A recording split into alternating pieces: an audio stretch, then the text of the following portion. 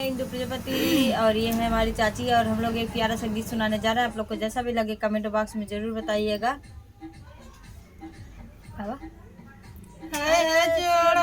कबूतर उड़ी जायो महीना दिन सावन के, आए है जोड़वै कबूतर उड़ी जायो महीना दिन सावन के। सोने की थाली में जेवना बनायो, सोने की थाली में जेवना बनायो। आए जेवन वाले हो, आए जेवन वाला बाया परदेश महीना दिन सावन के। आए है जेवन वाला पिया परदेश महीना दिन सावन के। आए जोड़वै कबूतर उड़ी जायो महीना दिन सावन के। आए है जोड़वै कबूतर उड़ी जायो महीना दिन सावन के। झाझड़े गेड़ूलवा गंगा जल पानी, झाझड़े गेड़ूलवा गंगा जल पानी। आए है गेड़ूला घोटै हो, आए है घोटन वाला पिया परदेश महीना दिन सावन के। आए है घोटै वाला पिया परदेश महीना दिन सावन के।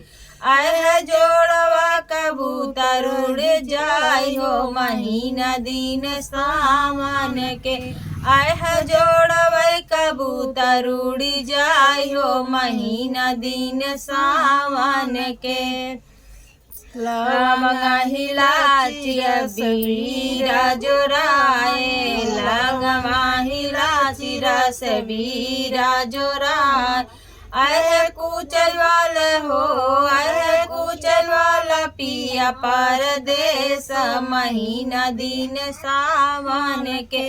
आए है कुचल वाले पिया परदेश महीना दिन सावन के। आए है जोड़वै कबूतर, जोड़वै कबूतर उड़ी जायो महीना दिन सावन के।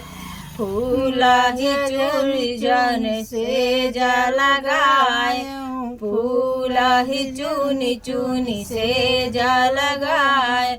आए है सूतल वाला हो, आए है सूतल वाला पिया परदेश महीना दिन सावन के। आए है सूतल वाला पिया परदेश महीना दिन सावन के। आए है जोड़वा कबूतर उड़ी जायो महीना दिन सावन के। आए है जोड़वै कबूतर उड़ी जायो महीना दिन सावन के। तो दोस्तों गीत कैसा लगा कमेंट बॉक्स में आप लोग जरूर बताइएगा।